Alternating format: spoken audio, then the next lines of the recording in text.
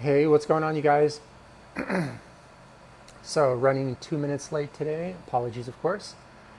Okay, so you guys, what we're going to be talking about today is it's actually pretty common, especially in Western culture, and I feel it's becoming like more and more common. Stefan, good to see you. As the world pace kind of picks up, okay, and that's psychologically induced chronic insomnia, or sometimes kind of what it's referred to as the monkey mind. So this is very important, Esteban. Good to see you. This is very important because oftentimes people want to build a good physique and or solve some kind of challenging health problem or whatever. James, good to see you. And they skip a lot of important steps. And in the sense, what I'm referring to is you need to know and master like very basic arithmetic before you actually try to do calculus, okay? And what a lot of people are trying to do right now is they're trying to jump into calculus, like jump into intense workouts, jump into intense dieting routines or whatever before they even know basic arithmetic, basic, addition and subtraction, multiplication, division. And that's why a lot of people just don't see, Bob, good to see you, Mark as well. That's why a lot of people just don't see impressive results or they burn themselves out. So for example, they do see impressive results for like 2, 3 months, but then, they just burn themselves out and they stop working out or doing whatever routine and they kind of return back to their old ways. And it's simply because oftentimes, like I always say in a lot of these podcasts, working out takes energy, it takes health. It doesn't give you energy. So you need a lot of energy and you need to be in an energy surplus if you're looking to really optimize and maximize the intensity of your workouts, which inevitably has to happen if you do want to see impressive results and move way above and beyond just kind of going to the gym and going through the motions and then wondering why you're looking the same year after year after year after year. And once again, that's just because people haven't mastered the basics. And oftentimes, even people that say they're eating healthy, that's the biggest red flag I hear ever. When someone says that to me, I instantly know they basically don't know anything about nutrition. And most likely their definition of eating healthy is like eating less or doing some trendy diet or something like super, very basic and silly of that sort.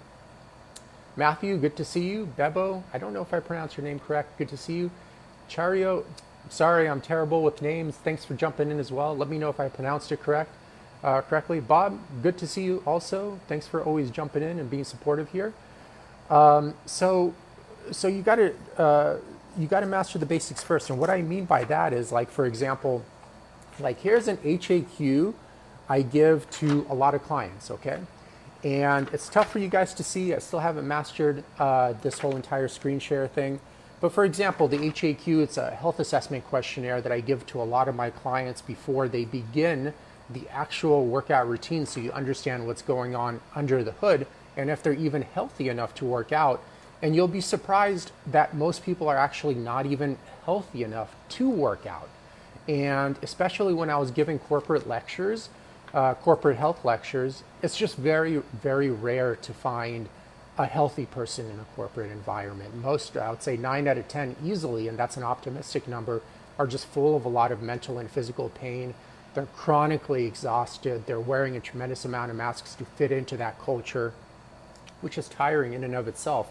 So what the HAQ does is tell me like their digestive health, their adrenal health, liver health, endocrine health, glucose regulation, musculoskeletal health as well, mental health, like their anxiety, anger, depression, etc. And to be honest, a lot of people, for example, that even say they're healthy, come in the red in pretty much every single category. And if you go to pubmed.gov, you can find countless studies that show that basically 9 out of 10 Americans right now are 9 out of 10 American adults are metabolically unhealthy. That's 90%, which is freaking crazy. And to give you guys another crazy statistic is the average citizen in the US has about a 50% chance of either dying from a heart attack or cancer. 50%. If that doesn't scare you and worry you, I just think you're kind of numbing yourself out at that point because you don't know a solution and you're hoping for the best. But 50% is a pretty frightening number, especially kind of, I guess this COVID thing is still going on, but a lot of people were concerned about, catching COVID and having health complications from that. But that was basically like a 0.001% chance of actually having health complications from COVID. And everyone was up in arms and very cautious and stuff of that sort. But then you tell the average American, like, hey, you have a 50% chance, which is ridiculously comical, of dying from cancer or a heart attack. They go, oh, okay, cool. And they don't take any action. Where ironically, it's easy to lower your chances from 50% to like almost zero, or maybe even 10% or lower, just through simple behavioral modifications, one of which we're going to be talking about here. So, and that's psychologically induced chronic insomnia, or monkey mind, which is very, very common in today's culture, especially in America. I see it often. And the monkey mind is your very stereotypical, like, you get to bed, you might actually even be physically tired, but your brain is like racing a million miles a second. You have all of these thoughts popping up all over the place, and it's just very hard for you to actually fall asleep. And most of the time, what happens is people get to bed, like, for example, at 10 p.m., and they're not sleeping until like 1 or 2 a.m., and then they need to get up at like 5 or 6 a.m. and kind of go to work, and then they're exhausted at work, which creates, the thing is, when you're in a chronic state of fatigue, it often amplifies stress as well. So it sets up like that huge negative loop. It makes you perceive stressors even higher than they actually are. So let's say the stressor is like, objectively speaking, like a 3 out of 10, but because you're so tired, you're so exhausted, it comes off as like a 7 out of 10, and all these micro stresses accumulate quite a bit. And it's very common, and unfortunately, fortunately, it is actually very easy to fix through behavioral modification and good holistic lifestyle coaching. But the unfortunate truth is most people are just looking for the false promises, the quick fixes that for sure aren't gonna help you. But the problem is that if you actually tackle the problem honestly, you're gonna have to, first of all, look in the mirror and admit to yourself that the way you're living is unsustainable, the way you're thinking is unsustainable, and that serious change needs to happen. And most people are just not willing to do that, or just don't have the intelligence or willpower to do that. And thus they try to go the easy route of taking like over-the-counter sleeping aids. I haven't taken any, I don't know. I think NyQuil is a popular one. They have like some sleeping aid there, and also just a lot of pharmaceutical medical drugs. They take a lot of medical drugs for sleeping aids as well. And usually what ends up happening is you kind of fall into these cycles of, for example, if you have a rock inside your shoe, instead of taking the rock out and walking pain-free, you continue to take pain medication, which inevitably is going to result, especially like the opioids, for example, inevitably is going to result in a tremendous amount of side effects down the line. And that's what you end up doing. You end up leaving that rock inside your shoe, and you take pain medication to continue to walk with that rock inside your shoe. But eventually what ends up happening is you have to up the doses all the time because your body habituates to it. And it's the same exact thing with sleeping aids. Usually what ends up happening is people see a short-term relief, and then all of a sudden that dose does not work anymore. And then they have to up the dose, and they see a short-term relief, and then after a while that dose stops working also. And then they have to up, and eventually after a certain point, no amount of dose helps you. So you return back to the same exact problem, but amplified and with possible levels of toxicity depending on the doses you used. And remember, the belief system and behavioral pattern that led to that sleeping pathology, or that problem that led to that sleeping pathology, is a belief system that's going to lead to a myriad of other various physical and mental pathologies as well. So you can't be kind of very tunnel vision in this approach, because inevitably any belief system is going to lead to a myriad of repercussions, good and bad. Okay? And usually, from my experience, it's typically the person, at least from what I've seen of 15 years of clinical practice, is typically the person just has a hard time, or doesn't even know how to manage.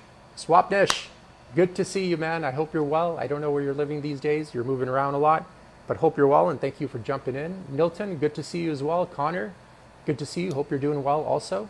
And a lot of people just don't know how to manage their central nervous system. And if they learn how to manage their central nervous system better, oftentimes the sleeping pathologies will go away.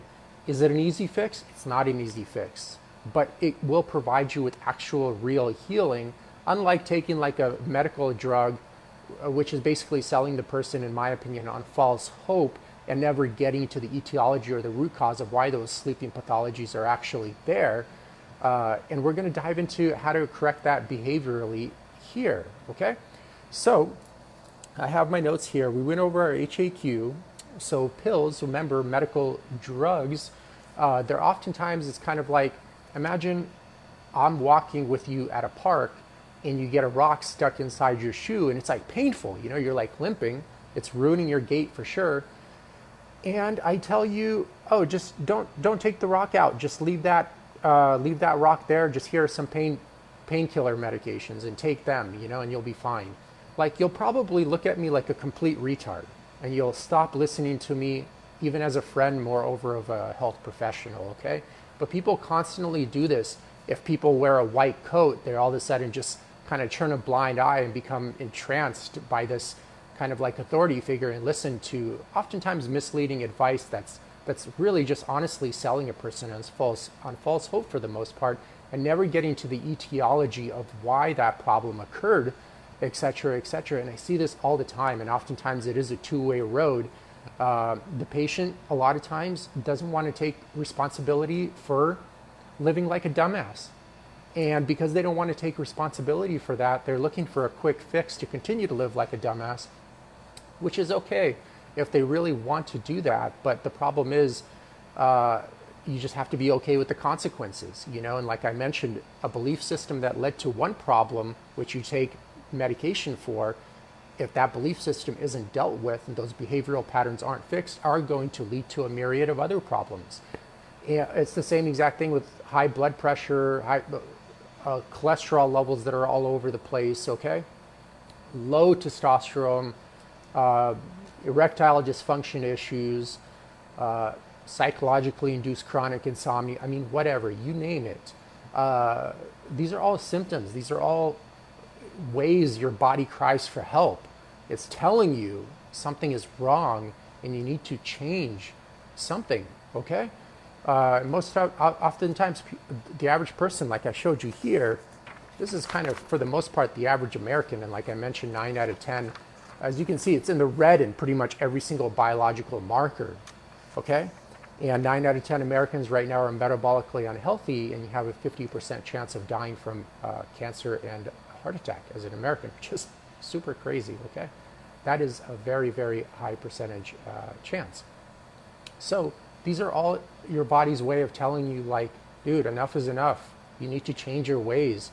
And you could numb it out by taking pain medication, doing cheesy diets or trendy diets or whatever. But just know those cries, because that belief system has never been changed, those cries are going to get louder and louder and louder year after year. And then all of a sudden you're 50, 60, you're on, 7 or 10 different medications. You look terrible. You feel terrible. Half of the medications you're taking are just to counter the side effects of the other half. And you're wondering why. And then, silly enough, a lot of people are like, oh, it's my genetics. I'm like, dude, no, it's not your genetics. It's that you're living like a dumbass, basically. And genetics may load the gun, but your decisions in life pull the trigger, okay? Like I told you, and I shared with you guys my past experience with anxiety, generalized and social anxiety, were at clinical levels. That's what the psychiatrist told me, I have a genetic predisposition. Did I let that get to me? Did I personally take drugs, medical drugs? No. I took the long route, like I mentioned, I took a lot of improv classes, a lot of acting classes to learn how to do stuff like this right here, which, a decade or more ago would be impossible for me to do, basically, with you guys. But I took all those, and I studied a lot of psychology. I studied a lot of holistic healthcare practices, and I was able to basically subdue those genetics, okay? Because oftentimes if you don't have environmental triggers, especially to trigger the genetic predispositions, sure enough, the genetic predispositions don't happen, okay? So keep that in mind, okay? So let me see my notes here. So we're talking about psychologically induced chronic insomnia. Another thing with sleeping aids is a lot of people feel like it actually gives them an equivalent of sleep recovery, where it's not the case. There's no way a single drug, no matter how well designed, is going to provide you with the amount of rest and recovery that actual, genuine. Charlie, good to see you. Sebastian, good to see you as well. My Chinese compadre, I traveled in China with him a long time ago already. It must have been already 10 years ago. But Sebastian, good to see you. Thanks for always staying in touch. It's always good to hear from you. And yeah, so I kind of lost my train of thought. That's why I keep these notes, and we'll come back to it. Okay, so let's get back to psychologically induced chronic insomnia. Oh yes, that's right, pills. Sleeping aids. Oftentimes when you see people take sleeping aids, here's what I want you guys to do. I'm pretty sure you're going to go out this weekend and you're going to run into one friend, at least, that's taking a lot of these sleeping aids or whatever. Take a good look at them. Like, what you'll see oftentimes is they still look exhausted. They're oftentimes like very frail and weak, or just very kind of like overweight looking as well. And they just look like depleted, like things aren't going well, you know what I mean? Which could actually be a precursor to why they develop sleeping problems as well. But my point is, a lot of times when I see a lot of people on sleeping medications, their skin just looks kind of dead, you know, like very, you know how your skin looks pale and kind of droopy when you're very exhausted. And I see that appearance in a lot of people that rely on sleeping aids, although they claim they sleep just fine with these sleeping aids. I just don't think so. And then usually with clients that I trained in person, a lot of times you can just see that they're not able to reach full intensity in the gym because they're just exhausted, they're tired, you know what I mean? And once again, workouts take energy, they don't give you energy. And if you don't have energy to provide, don't expect you're going to get efficient workouts in. And if you don't get efficient workouts in, don't be surprised if you just don't see changes in your physique, okay? So this is like very, very important. And it's very rare to find people that even know how to sleep well. So let's go over, you know, the details of how to actually establish good sleeping patterns and how to combat, in specific, psychologically induced chronic insomnia, okay? So psychologically induced chronic insomnia, or the monkey mind. So a few things first. Let's first talk about the central nervous system and how ideally it should function. I covered this so much in a lot of other videos, so I'm not going to go into hardcore detail here, but ideally what you want to do is you want to set up an environment where you might have stresses in life, but it's followed by a lot of valleys of nothing going on, no micro stresses or nothing. So for example, you have a deadline or something like that.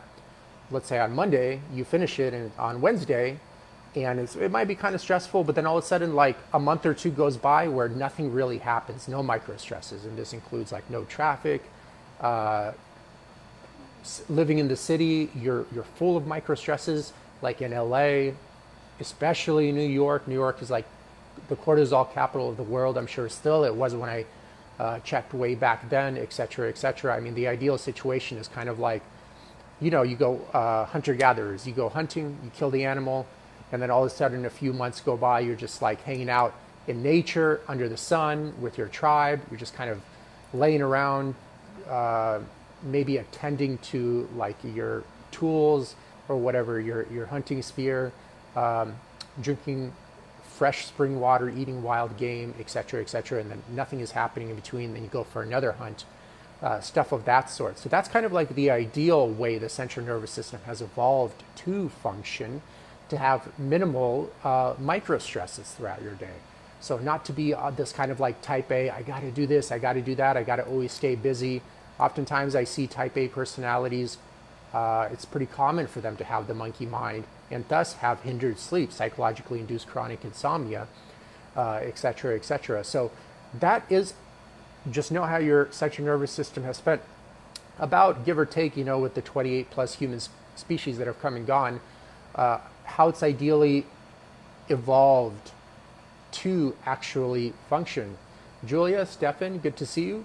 How it evolved to actually function. Okay, so you want to try to replicate that process as close as possible in your environment. So for me, so for a typical, let's say, middle manager, director level, or executive at a company, the ideal situation will be like, because they have to put out so much fires, the ideal realistic situation will be like you work one day and then you take like 2 or 3 days off, which no one freaking does.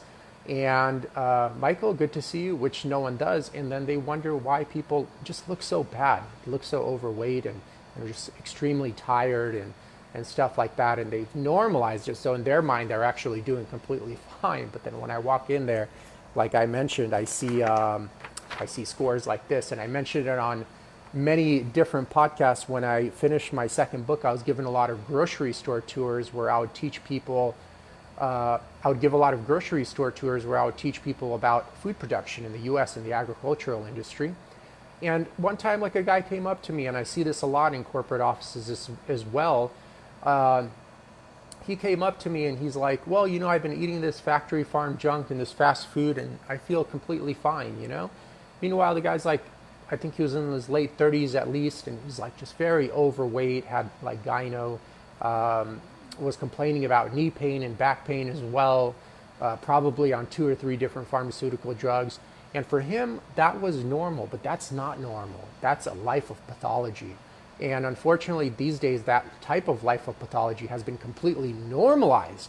That's why people don't even see it as something wrong, because it's been completely normalized, which is very frightening. And results, once again, speak for themselves. Like I mentioned, 9 out of 10 American adults are metabolically unhealthy, and it is the weekend. You can literally try to prove me wrong. Go step outside anywhere in America, and 9 out of 10 Americans you run into are full of obesity and disease. You can see the mental and physical pain in their face. They're kind of just like, their soul must have died like 20 years ago or something, but their physical body continues to operate, okay? So that is ideally how the central nervous system has evolved to function. Some other parameters to consider are, ideally you want to be sleeping between the hours of 10 p.m. and 6 a.m. because your body repairs itself physically from 10 p.m. to 2 a.m. and mentally from 2 a.m. to 6 a.m., okay? And this is pretty much like hardwired in our biology and goes with the rhythm of the sun. So I've seen a lot of great results with clients that are able to do that. Their intensity in the gym did improve a lot. Their overall sense of well-being improved almost overnight as well when they started doing that. And they kind of, on top of a lot of other variables we would focus on, they stopped having like energy swings, low libido, et cetera, et cetera. And also remember, for all of you guys suffering with like joint issues or, injuries that don't seem to heal, when does your body heal? When you sleep optimally, okay? That's when it heals. So it's another important thing to consider in the healing process of any kind of physical injury or stuff of that sort, okay? So once again, central nervous system, ideally you want very little micro stresses. Maybe you'll have a peak here, but you have enough resting time to create some biological adaptation in between. But you definitely don't want to get into patterns of like deadline after deadline after deadline after deadline, shitty boss, deadline. That is a disaster. Okay, avoid those situations as much as possible. A lot of you will come to realize that I can't avoid those situations in my job. Then you need to decide what's more important to you, your job or your health and well-being and happiness. And that's for you to decide. Okay, so those are the two things. Now, one thing that, there are many things you can do, but one thing that could really help with psychologically induced chronic insomnia at night is, once again, it goes back to kind of what I said, reducing the amount of micro stresses you have throughout the day so it doesn't build up into an overwhelmed mind at night. So for example, micro stresses like listening to the news. You want the best biohack in the world? Just stop listening to the news. Stop listening to the news. All of a sudden you will have probably like 2, 3 or more hours per week of free time for yourself, for more sleep, for more rest, for more doing stuff you actually want to do. You have to remember the news is kind of like, it's always going to be very biased. And at the end of the day, think about it this way. what does that information actually really give you if you're not going to take action on it? So what do we got going on today? We have like the whole thing in Ukraine going on. Okay, cool. Like you can spend an hour reading up on it, but what does that change for you? Are you going to take action? Are you going to go volunteer in Ukraine and fight there or kind of do some donation? No. Like, and plus you're probably getting biased news from whatever station you're listening to. The only way to really get a comprehensive answer of like what's going on there is probably to listen to like 10 different news stations and then try to piece it all together, which will take a lot of time. And will it solve your specific situation? Will it make your life better? No. Will it make you more informed? No, because you don't need it. You don't need that information, and information is everywhere. And information overload oftentimes is one of the things that actually lead to psychologically induced chronic insomnia. So I heard this from Paul Chek, but the average person today, in one day, is exposed to the amount of information and stimuli that the average person 100 years ago was exposed to their entire life. So in one day, you get the amount of information that the average person 100 years ago was exposed to their entire life.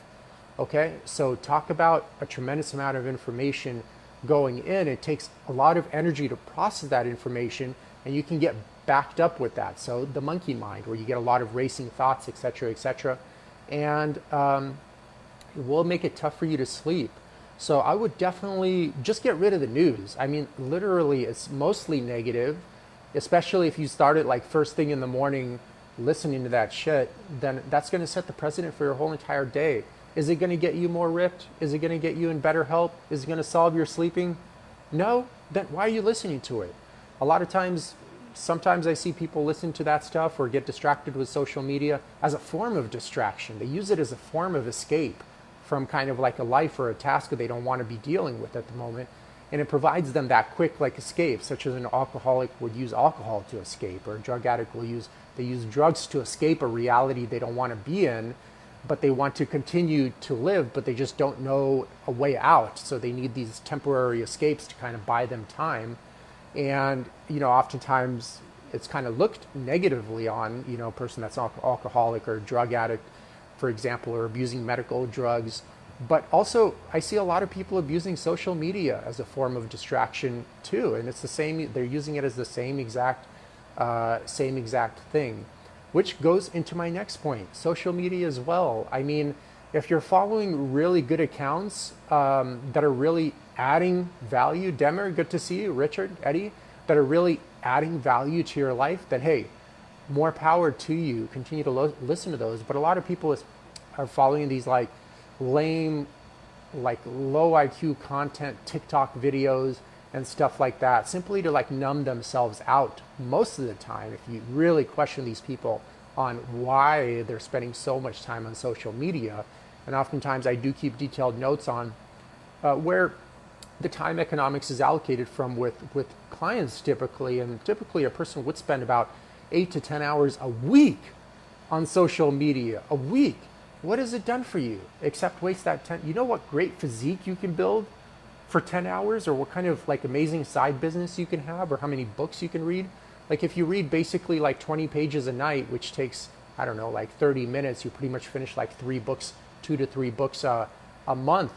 That's 24 to 36 books a year. You imagine how much education that can give you, and how could that help you at work and help you understand the world, the fascinating world a lot better, instead of watching the Kardashians or whatever the hell is going on TikTok or Instagram, etc. So, which oftentimes just is it gives you a delusional sense of how reality is, and it can make a lot of people just feel worse because they're like, well, I'm in this situation and I'm definitely not looking like this person or as rich as this person or whatever. Once again, micro stresses, okay? Easy thing to eliminate, and all of a sudden you buy a lot of time. One easy thing you can do is just not have the apps on your phone. So if you do want to use those media outlets, just do it through your desktop, and that alone would free up about like 5 or more hours per week.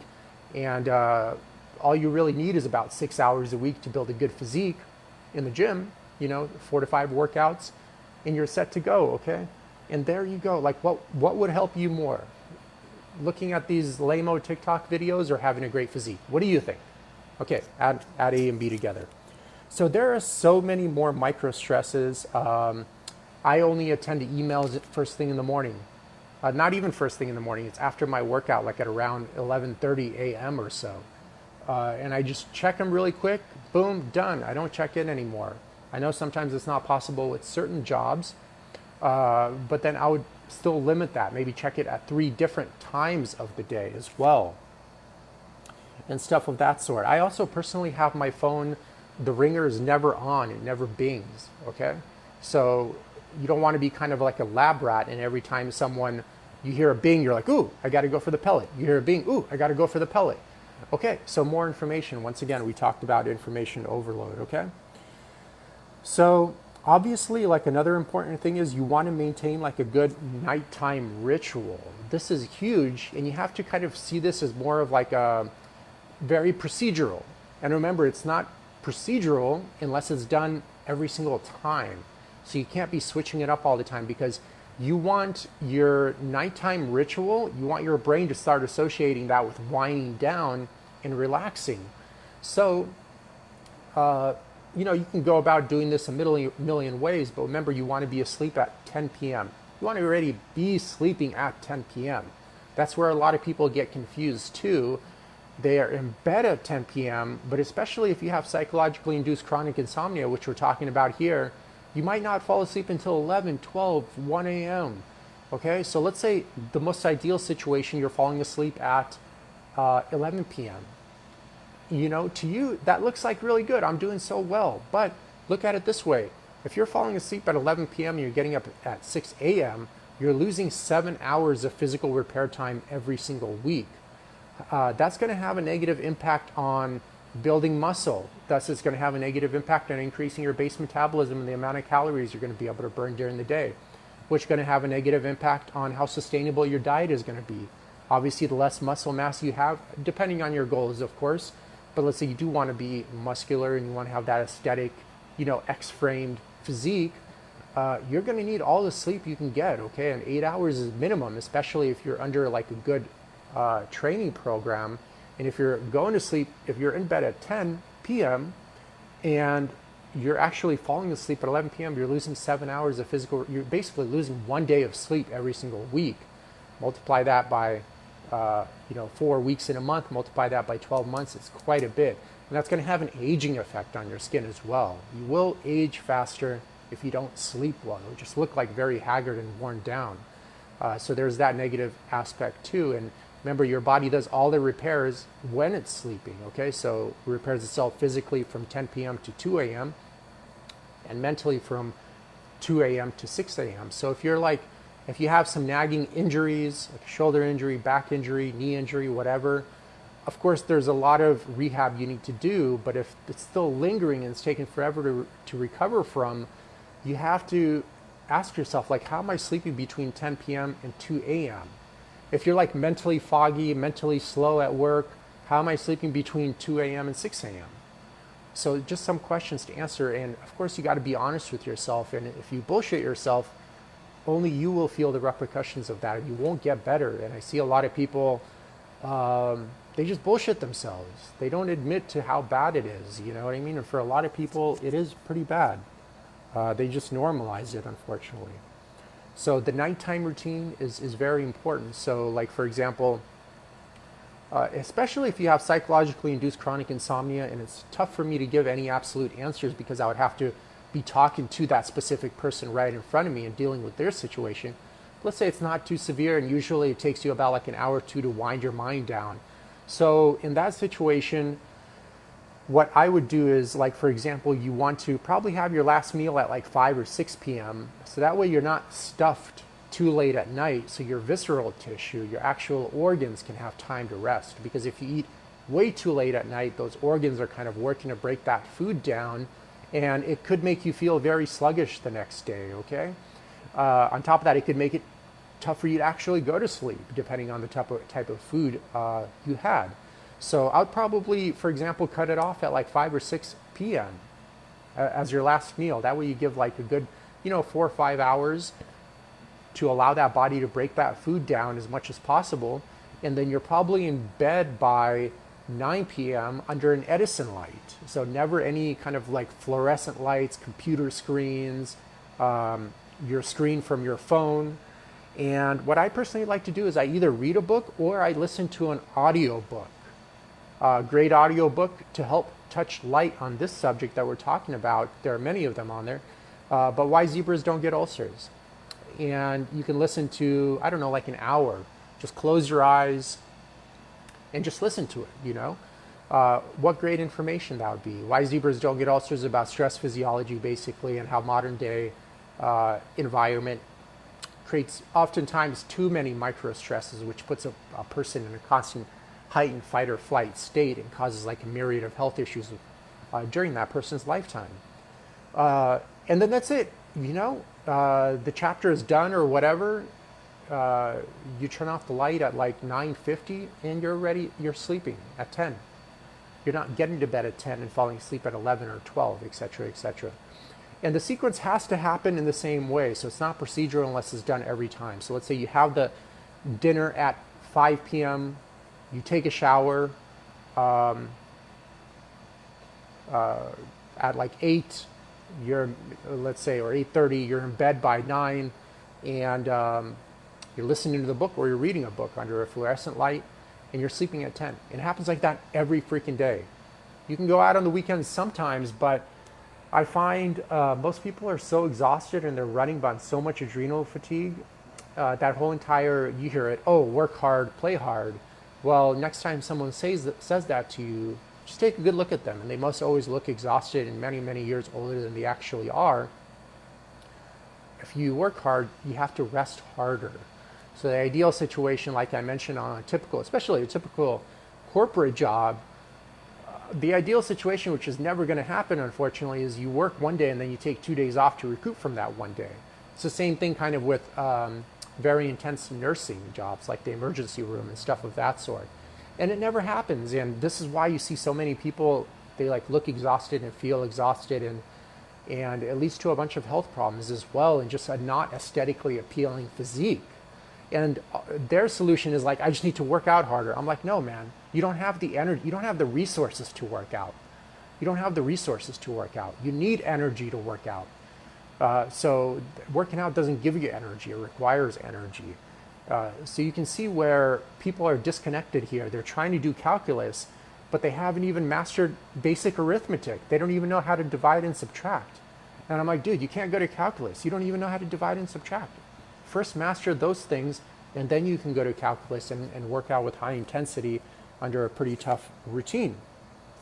So, to close off this video, of course, unless any of you have questions, Ivan, Rod, good to see you. Shane, Patrick, good to see you as well. The magic of what I find, obviously, when excluding everything we just talked about in terms of mismanaging the central nervous system, etc., etc., one very common culprit for psychologically induced chronic insomnia. And once again, wait a minute, before I go into that, I do want to cover one more thing regarding coffee, because this is a big one too, that fuels that psychologically induced chronic insomnia. So I'm not against coffee, you know, like have a cup of coffee in the morning if you want, but just make sure it's very, very early in the morning, like 6 a.m., and you don't have any more coffee after that. If, ironically, you know, from my observation, the people that get the most benefit out of coffee are the people that have really good energy already. They've already mastered these sleeping cycles. They're very health conscious, and they're not trying to come up with deficits. You know what I mean? So a lot of, unfortunately, most people that are drinking coffee are haggard, tired. They look very old, much older than they actually are. And the ironic thing is they drink it for energy, but they never seem to have good energy, which is the comical thing. Okay. So it's like, it's marketed as energy, but then like, why don't you have energy? Why are you always tired? That's because you can't neglect the basics. You can't neglect behavioral change and actually getting to the etiology of why a specific situation exists. And when you are fatigued and tired, it's your body's way of telling you need to rest, not have more coffee or like some kind of energy drink like a Bang energy drink at 6 p.m. after a long day of work so you can get a workout in, and then for sure your sleeping is going to be fucked that night, 100%. And that cycle just gets worse and worse as you get older and older, because as you get older, especially going into your mid 30s, I'd say even early 30s, your lifestyle patterns better be on point. Because if they're not, this is why people look so terrible, even in their early 30s. Even I see it in 20-year-olds as well. And why they're, like, for example, testosterone levels are so low. I think probably the average male these days in his 20s is probably somewhere around 300 to 500 nanograms per deciliter, where I mentioned in a previous video, I'm like at 900 nanograms per deciliter at 37. And I used to be low. I used to be at like 450 or so, like 10 years ago, or maybe a little bit longer than that, because once again, I was living like a dumbass, working way too many hours, taking on way too many clients that I can handle. I explained that story there, so I'm not going to go into it here, but a lot of people continue to do that unconsciously. And then they wonder why they keep getting sick and looking worse and looking more overweight year after year. Once again, and in their mind, they're like, I just got to work out more. I'm like, no, man, you don't have to work out more. You have to fix your life first. And because working out takes energy. It doesn't give you energy, okay? So coffee, yeah, I mean, it's your body's way when you're tired. It's your body's way of telling you need to rest. So you need to rest, not have coffee, okay? And then try to please that boss or something, working yourself to death, although you'll be replaced in like 2 seconds anyways. If you get fired and your coworkers aren't even going to remember you because they're going to be too busy living and trying to exist in the matrix either way. So don't even worry about it. Look after yourself first, because no one else is going to care for you anyways. So keep that in mind, okay? So the real magic is, and what I find one of the biggest culprits are for psychologically induced chronic insomnia, especially if you're already kind of, eliminated their coffee or dramatically reduced it, set up that bedtime ritual, taught them about central nervous system management and how to properly go about your day. One of the biggest culprits is having a disconnection in the core values. So a core values is basically who you are as a person, who you are deep down inside, minus the social programming, who you actually really are. And a lot of people don't even know their core values because they just opted out to go off social programming because it was an easy route, but in the sense it created a lot of emptiness in their life, which actually could also lead to psychologically induced chronic insomnia. Like, where am I headed? Constantly thinking and ruminating that. Should I be in this job? Should I be in this relationship? Should I this, etc., etc. And that could actually keep a person awake and their head spinning, especially as they get into older years and are finding that there's something missing. And it seems like, even like, for example, in some situations, a person might be, climbing the corporate ladder or becoming more successful in whatever they're doing, but for some reason, every new success, they feel more and more empty. So in that case, the ladder is basically leaned against the wrong building, and they're climbing at an accelerated rate in the wrong direction, which is taking them further and further away from who they truly are. And you have to be very careful when you fall into those traps, because the longer you stay there, the more you will justify that to yourself, although it might not be right for you. You'll kind of somehow bullshit your way into believing it is, and you'll stay that course and wonder why your sleeping always sucks and all that, etc., etc. But remember, the bigger the disconnect in your core values, the more masks you wear in life, the more micro stresses there will be on your central nervous system. And we explained earlier that your central nervous system doesn't do well in dealing with chronic stress. And not being true to yourself and wearing many masks in life produces that stress, because you're like, I want to do this and be this person, but I'm quote unquote forced to do this. Basically, you're just forcing yourself to do it through elaborate stories, etc., etc. And that causes like a lot of unwanted stress on the central nervous system, which could cause your head to keep spinning at night, creating that monkey mind or that psychologically induced chronic insomnia. And you're wondering why you're never falling asleep and why you're having a tough time falling asleep and all that stuff. So, I mean, there's so much more to it, guys, but just so how I want you guys to start thinking about actual pathologies, in this case, sleeping pathologies, psychologically induced chronic insomnia. One thing I didn't mention about workouts, I mean, ideally, you also don't want to be working out way too late at night. So I try to work out like at 7 a.m. already. I'm at the gym, or 7:30. That way you get that good energy out of the way in the morning. And by the time nighttime rolls around, you're already very tired. Because if you're waking up way too late, like 10 a.m., 11 a.m., it's going to be very tough for you to deplete all that excess energy and be able to go to sleep at 10, actually already be sleeping at 10 p.m. That could cause another problem. But yeah, so there are so many more variables to consider here.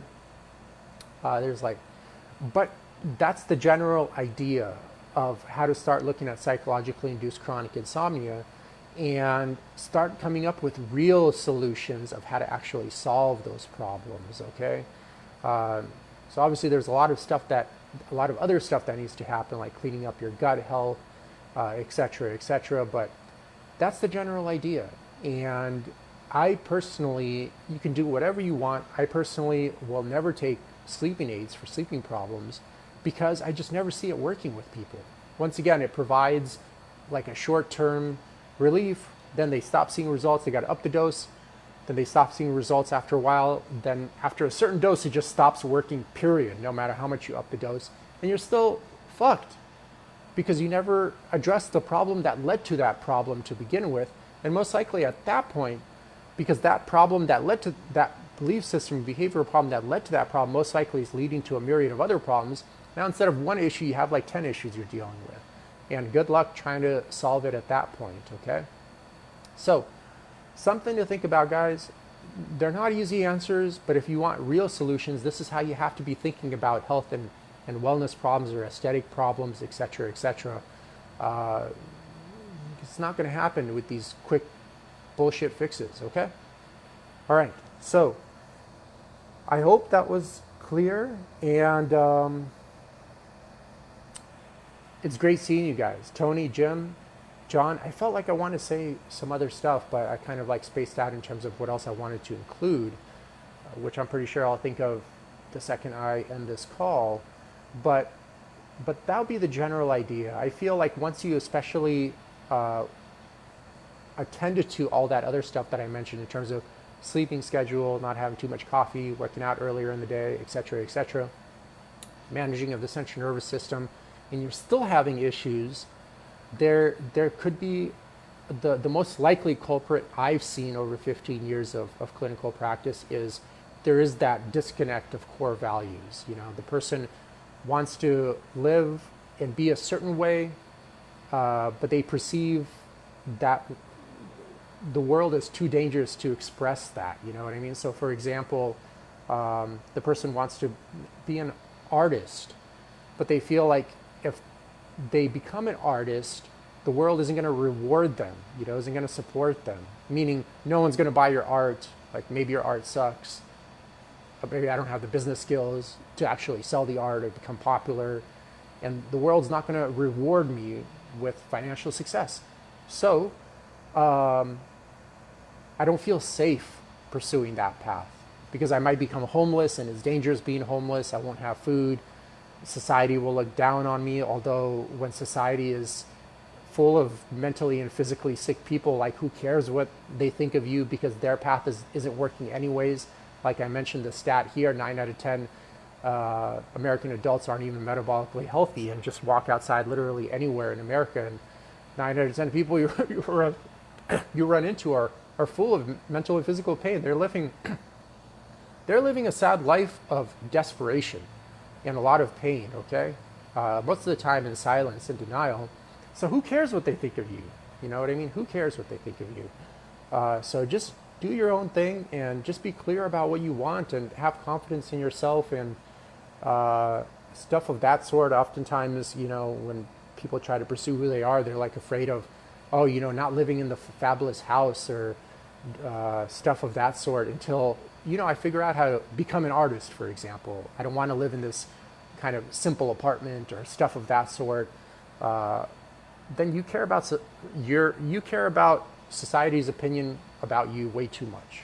You need to start caring about you okay, not what society thinks about you, because most of them have their own problems, and they probably wouldn't even notice anything. Majority of them wouldn't even notice you're missing if you kind of just died one day or something of that sort.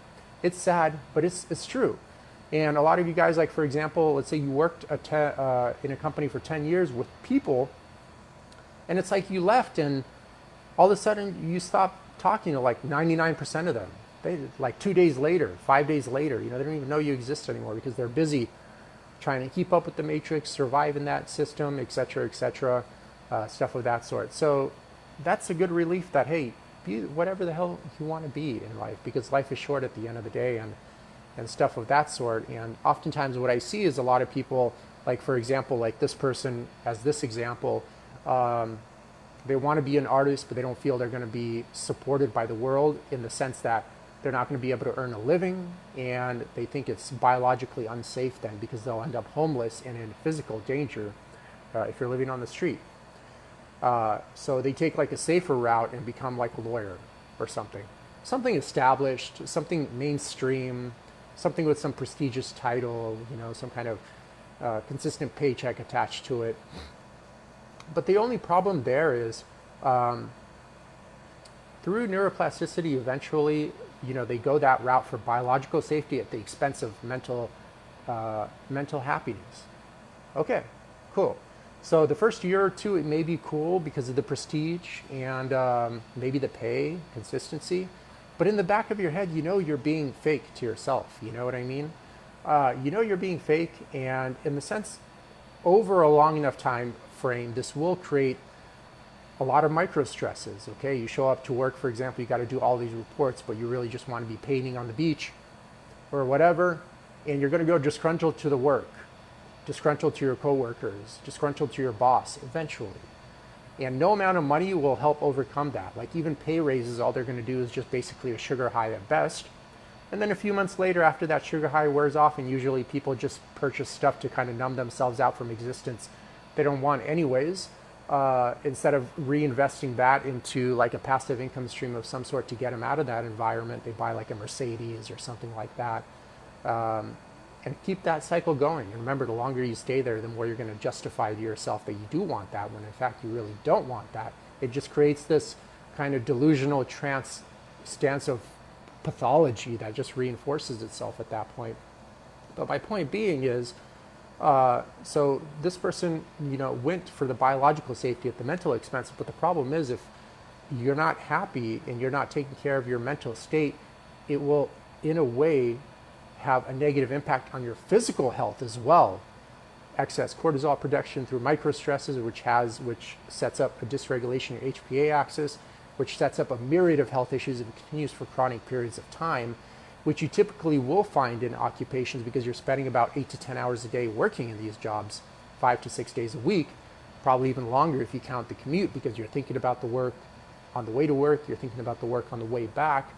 So in a way, you went for the biological safety, but in a sense, a decade or two later, it actually destroys you physically through neuroplasticity and various sorts, because your thoughts have a negative impact, or your thoughts have an impact on your physiology as well. Okay, so if you're being fake deep down inside and there's a huge discrepancy between your core values, you will have a life of a lot of mental and physical pain, most likely get into the wrong relationships, which will create more pain for you, continue with the wrong line of work,